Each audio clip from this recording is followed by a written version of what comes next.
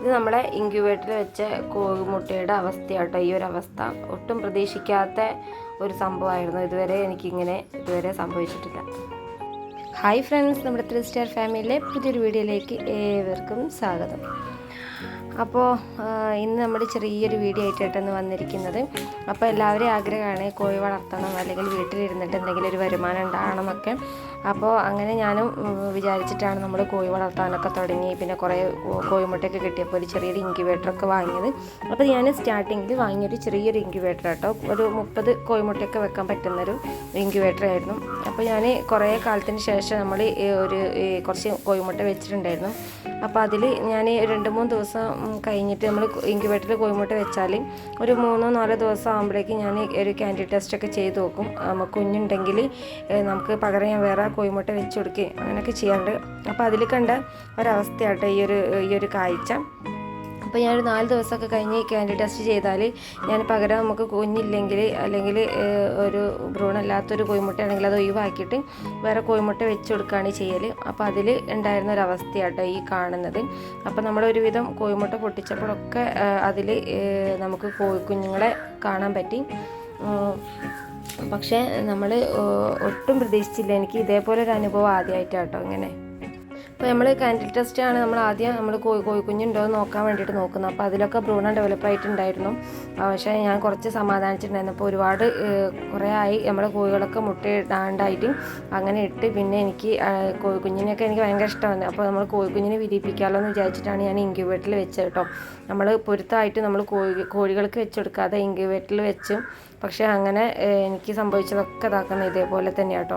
അപ്പോൾ ഒരുവിധം നമ്മൾ ഒരു 30 മുട്ട വെക്കാൻ പറ്റുന്നൊരു ഇൻക്യുബേറ്ററാണ്. പക്ഷേ നമ്മൾ 30 കോഴിമുട്ടയിലും നമുക്ക് കുഞ്ഞിനെ ഇതേപോലെ ഒരു ഭ്രൂണം ഡെവലപ്പ് ആയത് കണ്ട്. പക്ഷേ അതിന് ശേഷം എന്താ സംഭവിച്ചതെന്ന് എനിക്കറിയില്ല. ഇങ്ങനെയായിട്ട് നമ്മൾ കാണുമ്പോൾ ഉള്ളത്.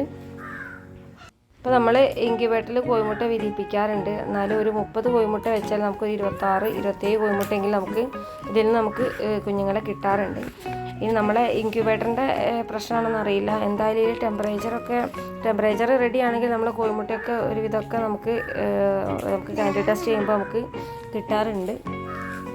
ഹ്യൂമിഡിറ്റീൻ്റെ പ്രശ്നമാണെന്ന് അറിയില്ല, ഈ ടെമ്പറേച്ചറിൻ്റെ പ്രശ്നമാണെന്ന് അറിയില്ല. എന്താണെങ്കിലും നമ്മളെ കോഴിമുട്ടയൊക്കെ ഈ ഒരു അവസ്ഥയിലായിട്ടുള്ളത്. കോഴിക്കുഞ്ഞ് അതല്ല, കോഴിമുട്ടയിൽ കുഞ്ഞില്ലായിരുന്നെങ്കിൽ നമുക്ക് അത്ര വിഷമമില്ലായിരുന്നു. പക്ഷെ എല്ലാ കോഴിമുട്ടയിലും നമുക്ക് ക്യാൻഡിഡ് ടെസ്റ്റ് ചെയ്തപ്പോൾ കുഞ്ഞുങ്ങളെ കാണാൻ പറ്റി. പിന്നെ നമുക്ക് അത് ക്യാൻഡിഡ് ടെസ്റ്റ് ചെയ്യുമ്പോൾ തന്നെ നമുക്ക് അറിയാൻ പറ്റും കുഞ്ഞുണ്ടെങ്കിൽ അനങ്ങി ഇങ്ങനെ കളിക്കണം.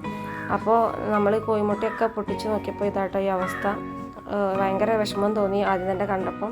അതിനുശേഷം ഞാൻ ഇൻക്യുബേറ്ററിൽ കോഴിമുട്ട വെച്ചിട്ടില്ല. നമ്മൾ കോഴികളൊക്കെ പൊരുത്തായിട്ട് അങ്ങനെ വിരിച്ചിറക്കി കേട്ടോ കോഴിക്കുഞ്ഞുങ്ങളെ. അപ്പോൾ ഞാൻ ഒരുപാട് ഇങ്ങനത്തെ കാര്യങ്ങൾ ഇൻക്യുബേറ്ററിനെ കുറിച്ചിട്ട് ഒരുപാട് ഡീറ്റെയിലും കാര്യങ്ങളൊന്നും അറിയില്ല. എന്നാലും നമുക്കിതുവരെ ഇങ്ങനെ സംഭവിക്കാത്തത് കൊണ്ട് വലിയൊരു ഇതില്ലായിരുന്നു. പക്ഷേ ഇങ്ങനെ സംഭവിച്ചപ്പോൾ എനിക്ക് ഭയങ്കര പേടിയായി നമുക്ക് ഇൻക്യുബേറ്ററിൽ കോഴിമുട്ട വെക്കാൻ തന്നെ. അപ്പോൾ നമ്മൾ ഒരുപാട് കോഴിക്കുഞ്ഞുങ്ങൾ നഷ്ടം വന്നപ്പോൾ നമുക്ക് ഒരുപാട് സഹിക്കാൻ പറ്റാതെ കിട്ടും. അപ്പോൾ ഇനി ഇതേപോലെ ഇൻക്യുബേറ്ററൊക്കെ ഉപയോഗിക്കുന്ന ആൾക്കാരൊക്കെ ആണെങ്കിൽ ഒന്ന് ശ്രദ്ധിക്കാം. അതിൻ്റെ ടെമ്പറേച്ചറും ഹ്യൂമിഡിറ്റിയൊക്കെ കറക്റ്റാക്കി വെക്കാൻ ശ്രദ്ധിക്കാം. അപ്പോൾ എന്തായാലും ഞാനിപ്പോൾ വാങ്ങിയിട്ട് 2-2.5 കൊല്ലമായി ഇൻക്യുബേറ്റർ വാങ്ങിയിട്ട്. അപ്പോൾ ഞാൻ സ്റ്റാർട്ടിങ്ങിലൊന്ന് വാങ്ങിയതായിരുന്നു. അപ്പോൾ എന്തായാലും നമുക്ക് മുമ്പോട്ടേക്ക് ഇനിയിപ്പം കോഴികളൊക്കെ അല്ലെങ്കിൽ ഒരുപാട് കോഴിമുട്ടയൊക്കെ ഉണ്ടാകണമെങ്കിൽ നമുക്ക് ഇൻക്യുബേറ്റർ വാങ്ങാൻ അത്യാവശ്യമാണ്. ഇൻക്യുബേറ്ററൊക്കെ നല്ലോണം ശ്രദ്ധിച്ച് നോക്കി വാങ്ങാം. അതിൻ്റെ ഹ്യൂമിഡിറ്റിയും ടെമ്പറേച്ചറൊക്കെ കറക്റ്റ് ചെയ്ത് വെക്കാം. അപ്പോൾ ഇന്ന് ചെറിയൊരു വീഡിയോ ആയിരുന്നു കേട്ടോ. അപ്പോൾ ഇന്നത്തെ വീഡിയോ ഇഷ്ടപ്പെട്ടാൽ ലൈക്ക് ചെയ്യുക, ഷെയർ ചെയ്യുക, അഭിപ്രായങ്ങളൊക്കെ കമൻറ്റ് ബോക്സിലൂടെ അറിയിക്കട്ടോ. പിന്നെ നിങ്ങളുടെ സപ്പോർട്ട് ഉണ്ടെങ്കിൽ മാത്രമേ എനിക്ക് ഇനി മുമ്പോട്ട് വീഡിയോസ് ഇടാൻ പറ്റുള്ളൂ. അപ്പോൾ എല്ലാവരും സപ്പോർട്ട് ചെയ്യുക.